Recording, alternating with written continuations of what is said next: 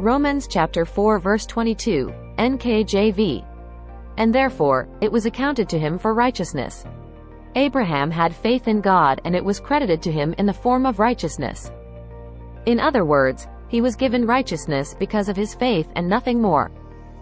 The next verse tells you that all this talk about Abraham wasn't to sing his praises and convince you how great he was, but it was written for your benefit in order to show you an example of a flawed, normal guy who received the promise of God through simple belief. And how God did the rest. Abraham's faith led him to righteousness, and your faith also leads you to righteousness.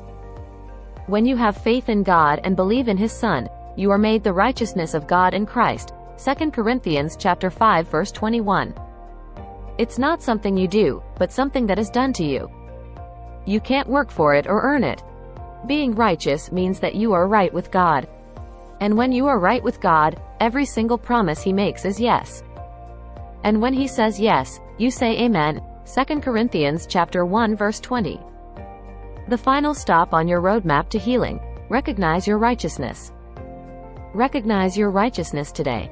By this, I mean recognize the fact that no matter what you have done, what you're doing now, or what you'll do in the future, your standing will never change with God.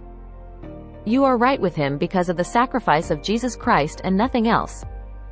Your position with him will never change, so this means that his promise of healing belongs to you, no matter what. And that will never change.